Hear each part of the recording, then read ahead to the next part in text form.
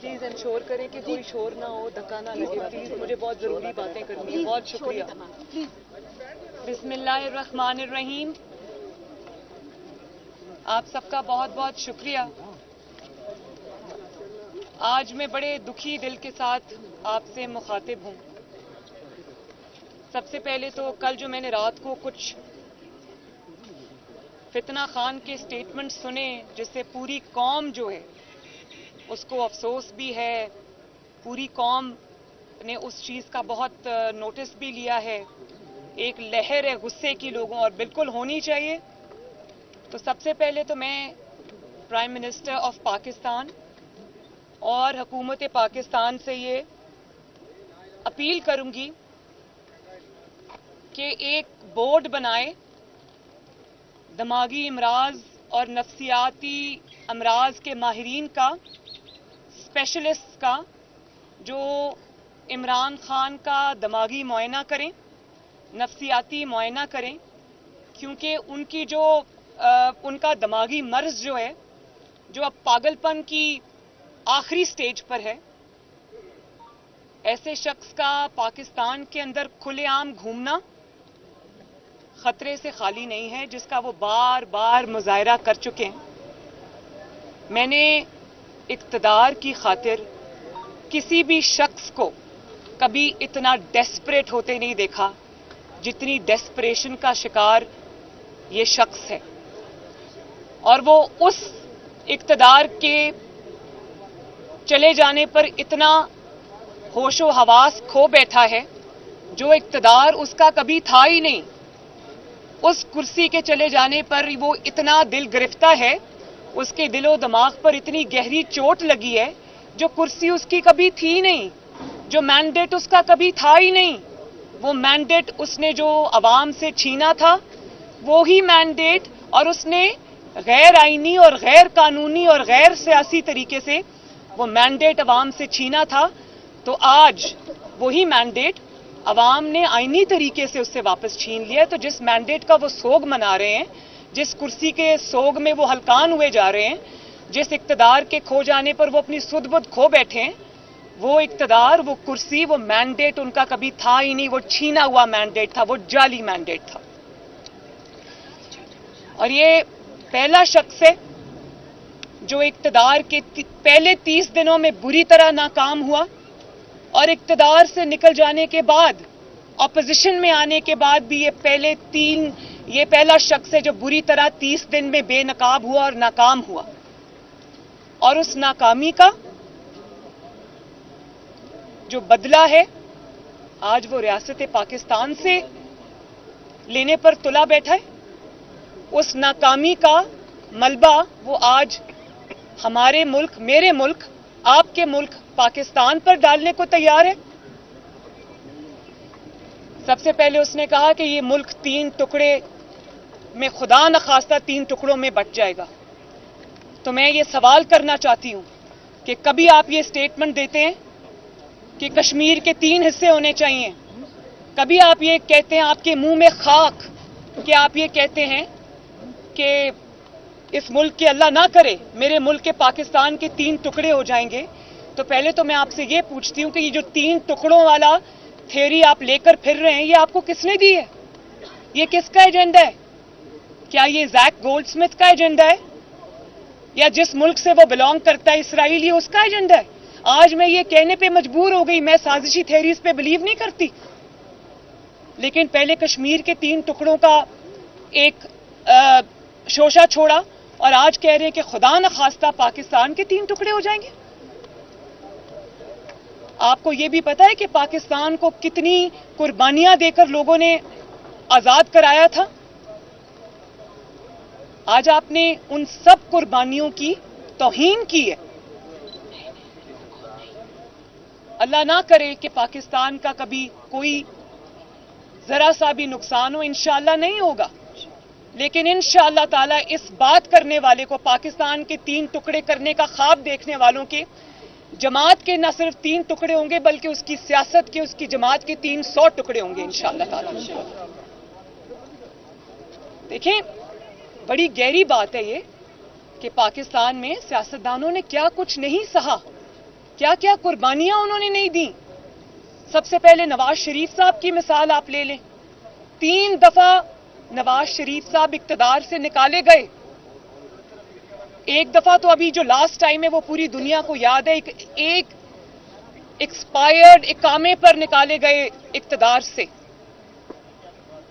انہوں نے 2 دفعہ جلا وطنی برداشت کی. ایک جلا وطنی جو سعودی عرب میں تھی جب مشرف تھا, اور دوسری جلا وطنی جو اب ہیں وہ ان کو اپنے وطن سے دور ہے وہ ابھی بھی.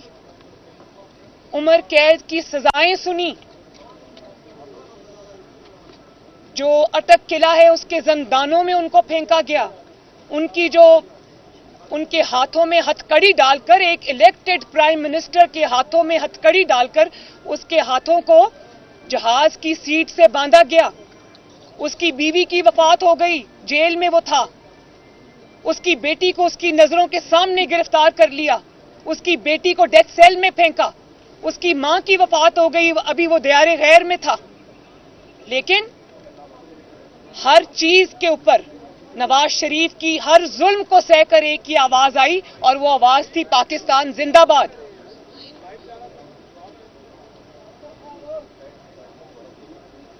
پیپلز پارٹی پہ آپ آ جائیں. ذوالفقار علی بھٹو شہید ہوئے. بے نظیر بھٹو اپنی جان سے گئیں, ان کی شہادت ہوئی. لیکن کیا آواز آئی؟ پاکستان کھپے. ANP کے ساتھ کیا زیادتیاں نہیں ہوئی. انہوں نے بھی اپنی جانوں کے نذرانے دیے, لیکن کبھی کسی سیاسی جماعت نے یہ نہیں کہا کہ ملک کے خدا نخواستہ ٹکڑے ہو جائیں گے. سب کی ایک ہی آواز آئی, پاکستان زندہ باد اور پاکستان کھپے.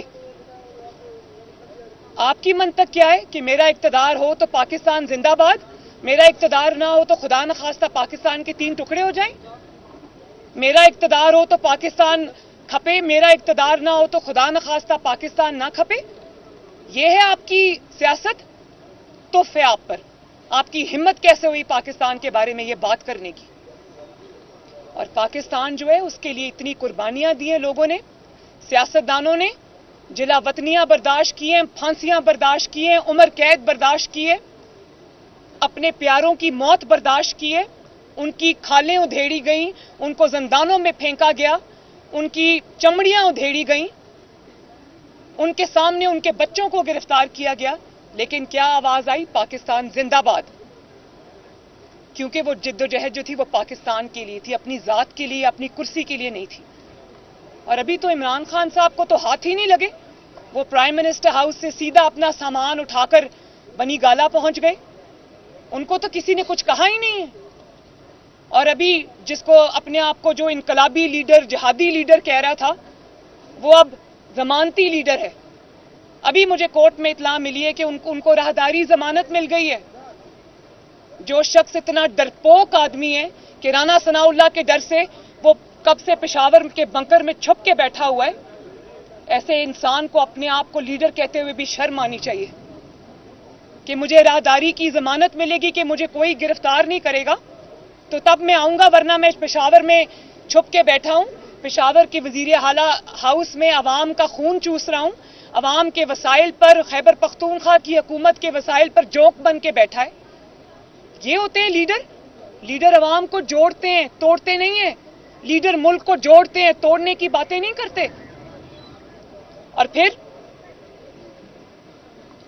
آپ نے کہا کہ جو پاکستان کا ایٹامک پروگرام ہے, ایٹمی پروگرام ہے, اس کو ڈی نیوکلرائز کرنے کی بات کی, اس کے رول بیک کی بات کی. اور یہ میں آپ کو بتا دوں کہ یہ بات انہوں نے آج پہلی مرتبہ نہیں کی. یہ انہوں نے اقتدار میں رہتے ہوئے 21 جون 2021 میں کو پرائم منسٹر ہاؤس میں HBO کے جو نمائندہ تھا جوناتھن, اس کو انٹرویو دیتے ہوئے کہی کہ میں سمجھتا ہوں کہ پاکستان کو ایٹامک پروگرام کی ضرورت نہیں ہے.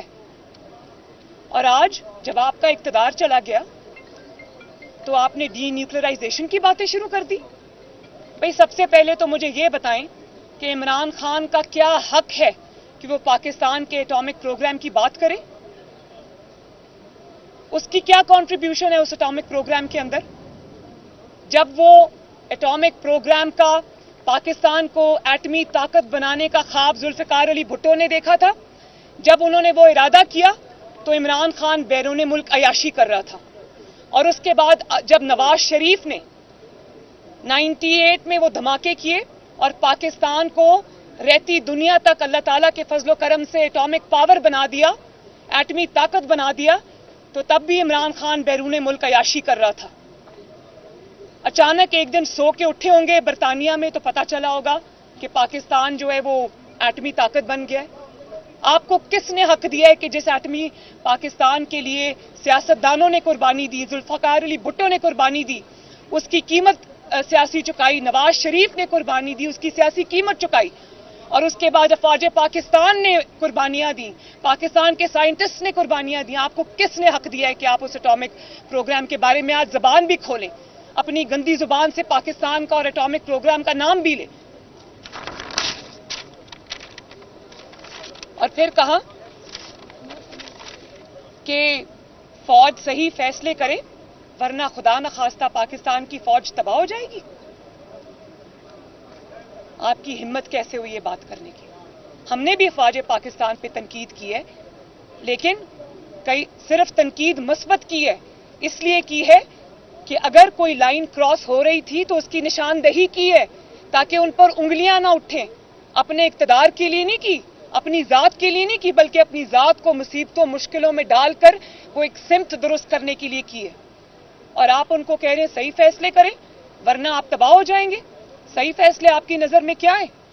کیا آر ٹی ایس بٹھائیں گے تو ٹھیک بات ہے؟ کیا ہے صحیح فیصلے آپ کی نظر میں؟ آر ٹی ایس بٹھانا صحیح فیصلہ ہے؟ آپ اپنے علاوہ پورے پاکستان کو جیل میں ڈال دینا صحیح فیصلہ ہے؟ مخالفین سے انتقام لینا صحیح فیصلہ ہے؟ آپ کے اقتدار کو دوام دینا صحیح فیصلہ ہے؟ آپ کے مخالفین کو مارنا صحیح فیصلہ ہے؟ آپ اکانومی کی, پاکستان کی معیشت کی, غریبوں کی, ہر چیز کی آپ تباہی کریں, اس پہ خاموشی اختیار کرنا صحیح فیصلہ ہے؟ آپ پاکستان کو پوری دنیا کے ممالک سے لڑا دیں اپنی بے وقوفیوں کی وجہ سے اور اپنی نالائکی کی وجہ سے, اور اس پہ چپ سادھ لینا صحیح فیصلہ ہے؟ یا اگلے الیکشن کی جو آپ دھاندلی کا پروگرام بنا رہے تھے اور اس پہ جو آپ نے ادارے پہ جو خطرناک حملے کیے اس پہ چپ سادھ لینا صحیح فیصلہ ہے؟ اور وہ آئین کا ساتھ دے رہے ہیں تو وہ غلط فیصلہ ہے, عمران خان کا ساتھ دیں تو وہ صحیح فیصلہ ہے؟ جو سپہ سالار ہے پاکستان کی فوج کا, وہ جب آپ کی حکومت میں آپ کے ساتھ کھڑے تھے تو تب وہ عظیم سپہ سالار تھے, اور آج وہ آپ کے ساتھ نہیں کھڑے کیونکہ آپ نے جو تباہی پاکستان کی ہے اس کا بوجھ انہوں نے اپنے سر سے اتار پھینکا. اور اگر ملک کی خاطر وہ آئین پاکستان کے ساتھ کھڑے تو آج وہ میر جعفر اور میر صادق ہو گئے. جب آپ نے آئین توڑا تو عدلیہ نے 12 بجے رات کو عدالت کھولی اور آپ کے خلاف فیصلہ آیا, آپ کی آئین شکنی کے خلاف فیصلہ آیا. اس وقت روز رونا دھونا کی عدالتیں اچھی ہیں, اچھی نہیں ہیں, 12 بجے میرے لیے کیوں کھلی, میں نے کیا کیا؟ بھئی آپ نے آئین توڑا تھا, اس کے جزا میں آپ کے گلے میں ہار ڈالنے نہیں بنتے. اور آج آپ ان سے کہہ رہے ہیں, ان کو سیاست میں گھسیٹ رہے ہیں عدلیہ کو کہ میرا لانگ مارچ نہیں ہو پا رہا تو میری مدد کرو اور میرا لانگ مارچ کراؤ.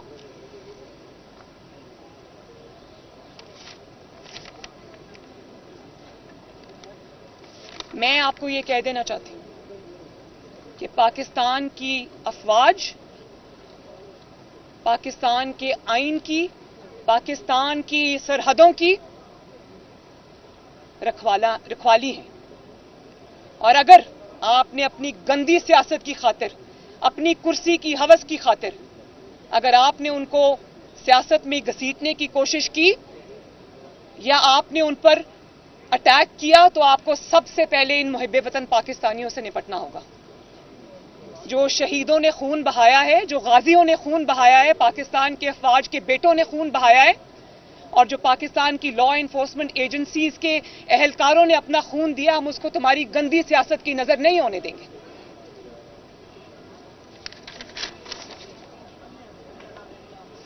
تم اور اس سب میں عمران خان کے ساتھ شامل ہے ایک چینل جس کا نام ARY ہے, جس نے عمران کی گندی سیاست کو، اداروں پر حملے کو، پاکستان پر حملے کو جس نے سپورٹ کیا، جس نے اس انتشار میں اس کا ساتھ دیا، جس نے اس فتنہ پھیلانے میں اس کا ساتھ دیا، جس کے اینکرز اوپر سے لے کر نیچے تک سوائے ایک یا دو کے انہوں نے سیدھے حملے کیے ہیں اداروں کے اوپر، وہ ARY چینل بھی اتنا رسپانسبل ہے جتنا رسپانسبل عمران خان ہے. تو پاکستان کو اپنی صفوں میں کھڑے دشمنوں کو پہچاننا چاہیے. اور آپ کے فتنے سے بچا کون ہے؟ مجھے صرف آپ یہ بات بتائیں کہ کوئی ایک ایسا شخص مجھے بتا دیں جس کے ساتھ عمران خان نے وفا کی ہو، جس کے ساتھ عمران خان نے کوئی تعلق نبھایا ہو، جس کو عمران خان نے دھوکہ نہ دیا ہو.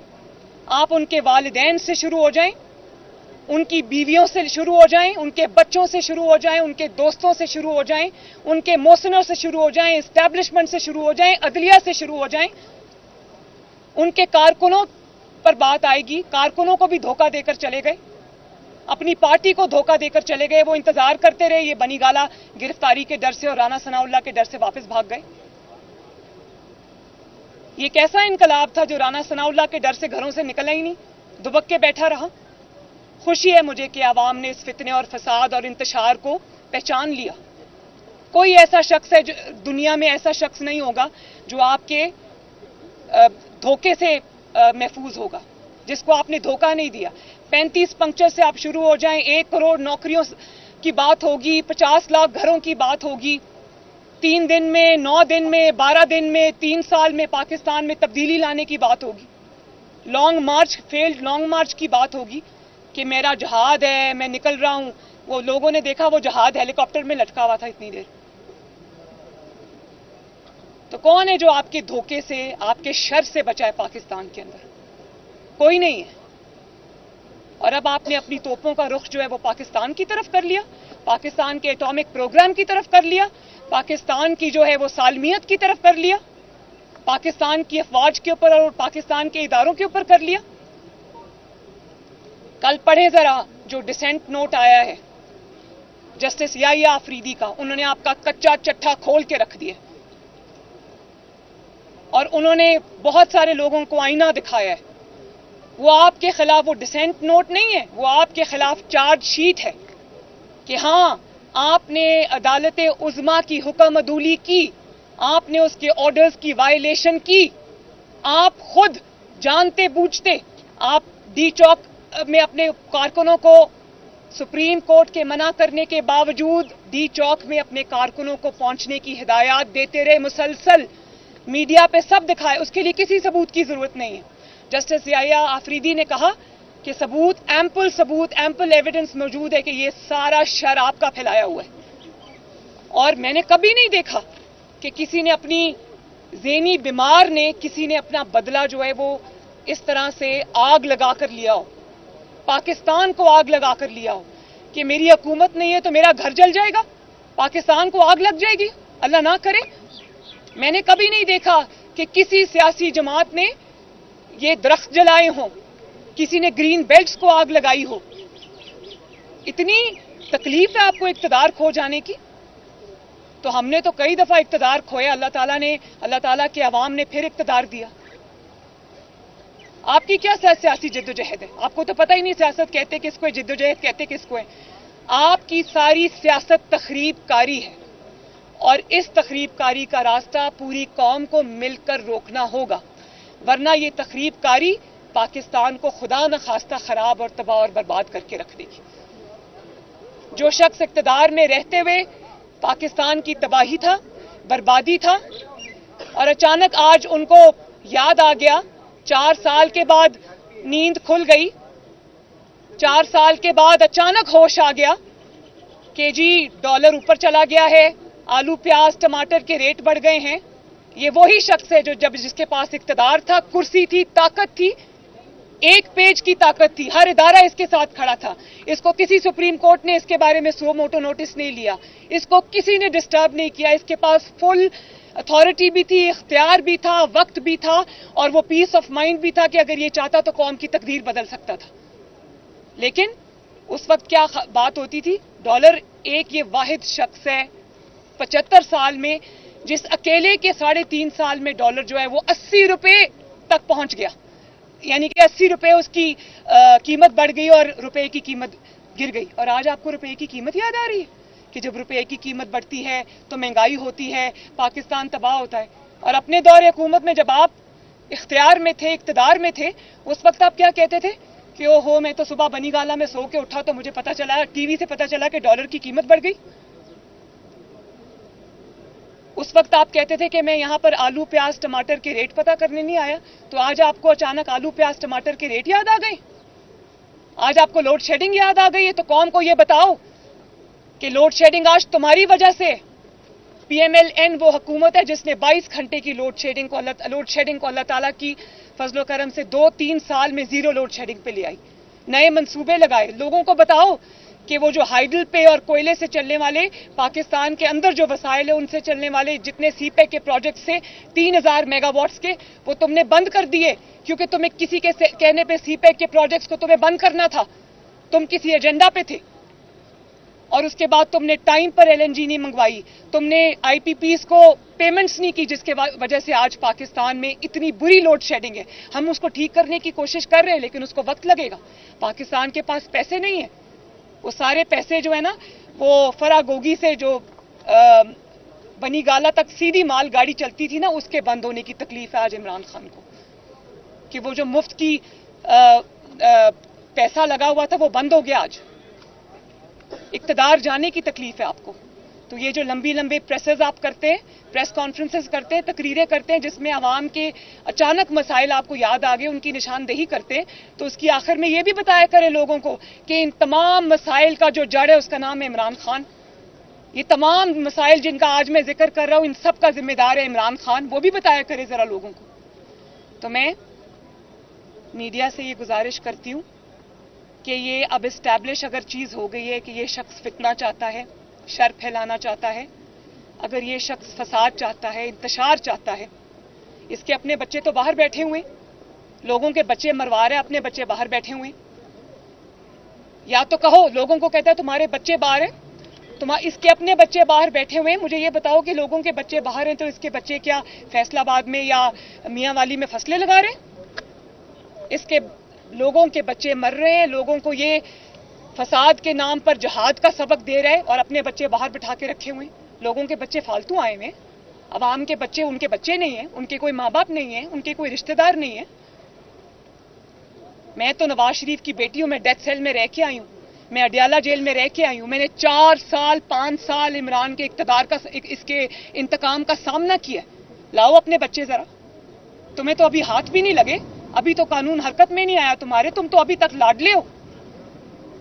تو میں میڈیا سے بھی یہ گزارش کروں گی کہ خدا را ایک ذہنی مریض, نفسیاتی مریض کے جو تقریریں ہیں, پاکستانی قوم کو جو ڈیوائیڈ کرنے کی کوشش ہے, اینارکی پھیلانے کی کوشش ہے, انتشار پھیلانے کی کوشش ہے, فتنہ پھیلانے کی کوشش ہے, برائے مہربانی ان تقریروں کو دکھانے سے اجتناب کریں.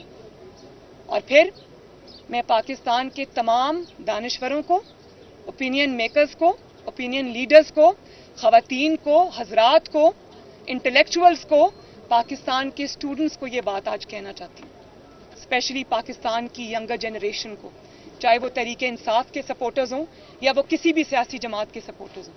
میرے ساتھ کھڑے مت ہوں, کسی سیاسی جماعت کے ساتھ کھڑے مت ہوں. خدا را پاکستان کے ساتھ کھڑے ہو جائیں. بھلے میری سپورٹ نہ کریں, گورنمنٹ کی سپورٹ نہ کریں, پاکستان کے لیے کھڑے ہو جائیں. یہ موقع ہے کہ ہم سب کو اپنے ملک کو بچانا ہے اس فتنے سے, اس شر سے. اور اگر خدا نخواستہ ہم نے یہ موقع لوز کر دیا تو مشکلات ہو جائیں گی پھر. جی, نیب کے چیئرمین کی مدت ختم ہو رہی ہے اور پہلے بھی آپ نے نیب کا چیئرمین لگایا تھا اور بعد میں آپ بہت پچھتاتے رہے, تو اس بار کیا احتیاطی تدابیر کریں گی نئے نیب کے چیئرمین کی تقرری؟ دیکھیں میں تو نہیں پچھتائی, جس نے ظلم کیا پچھتا تو وہ رہا ہے. آج ان کو اپنی فیس سیونگ کی فکر ہے, ان کو سیف ایگزٹ کی فکر ہے. مجھے تو کوئی فکر نہیں, میں تو آپ کے سامنے کھڑی ہوں, مجھے کوئی فکر نہیں ہے, مجھے کوئی پچھتاوا نہیں ہے. یہ جتنا انہوں نے 4 سال میں اپنے آپ کو ایکسپوز کیا ہے اور 4 سال میں اقتدار سے نکلنے کے بعد جتنا عمران خان کو بولنے کا موقع ملا ہے قوم کو پتہ چل گیا ہے کہ اس کے دل میں اور اس کی زبان پہ کیا غلاظت ہے. ہاتھ میں تسبیح ہے, منہ میں غلاظت ہے, منہ کھولتا ہے تو غلاظت ٹپکتی ہے. تو جو عمران خان نے جس کو مہرہ بنا کے یوز کیا اپنے سیاسی مخالفین کے لیے, پچھتانا ان کو چاہیے. میں بالکل نہیں پچھتا رہی, میں تو اللہ تعالیٰ کے فضل و کرم سے سرخرو ہو کر آپ کے سامنے کھڑی ہوں. 4 سال سے میں اس عدالت میں آ رہی ہوں, مجھے کوئی پچھتاوا نہیں ہے, بالکل نہیں ہے. لیکن ایک اللہ تعالیٰ کا شکر ہے کہ پہچان ہو گئی غلط اور صحیح کی.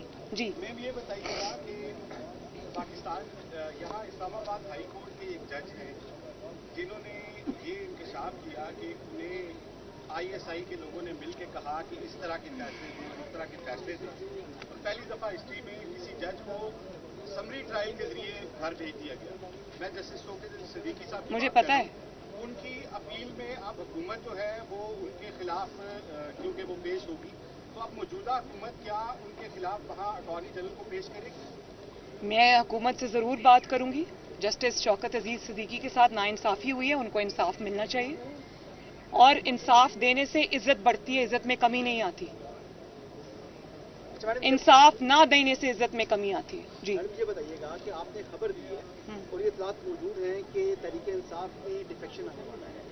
جو پہلی قسط تھی میں نے آپ کی ٹویٹ پڑھی تھی آج. اعتماد سے پہلے ڈیفیکشن آنے والا ہے, اطلاعات ہیں موجود ہیں. تو سوال میرا آپ سے یہ ہے کہ آپ کی جماعت کے ساتھ PTI کی جو بڑے نام ہیں, جو نام بڑے ہیں اس مرتبہ, وہ رابطے میں ہیں, ہاں یا نام میں تصدیق کر سکتے ہیں؟ جی رابطے میں ہیں. میں غلط بیانی نہیں کر سکتی.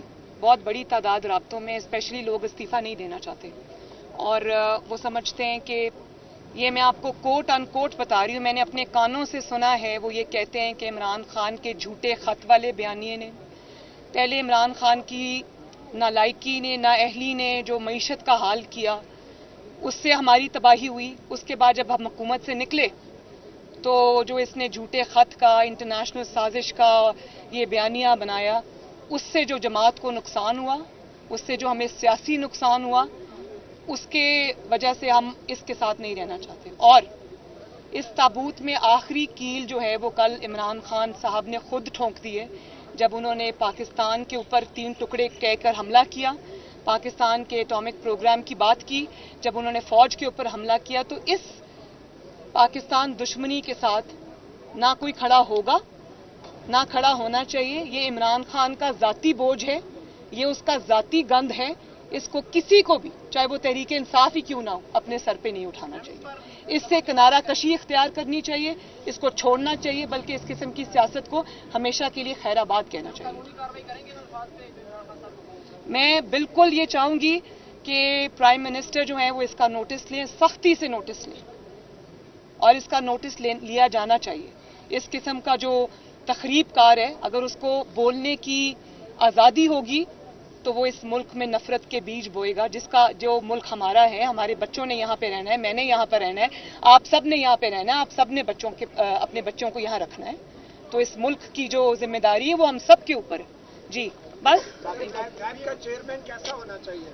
نیب کا چیئرمین ایسا ہونا چاہیے, اور ایسا ہی ہوگا انشاءاللہ تعالیٰ, کیونکہ ہمیں کسی سے انتقام نہیں لینا, ہم نے کسی کے اوپر جھوٹے کیسز نہیں بنانے, ہم نے کسی کو صرف اس لیے اٹھا کر بند نہیں کرنا کہ وہ میری حکومت کے خلاف جلسے کر رہا ہے, جلوس کر رہا ہے, میری حکومت کے خلاف, میری نالائکی اور ناکامی کے خلاف آواز اٹھا رہا ہے. نیب کا چیئرمین ایک ایسے شخص کو ہونا چاہیے جو میرٹ پہ فیصلہ کرے. اگر کیس میں دم ہے, وہ کہتے ہیں نا کہ جو پہلے کہتے تھے ہم فیس نہیں کیس دیکھتے ہیں, تو الٹا تھا, وہ فیس دیکھتے تھے, کیس نہیں دیکھتے تھے.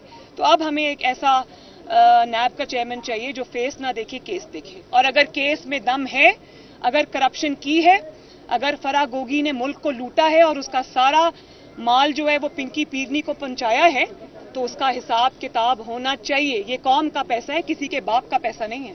بہت شکریہ.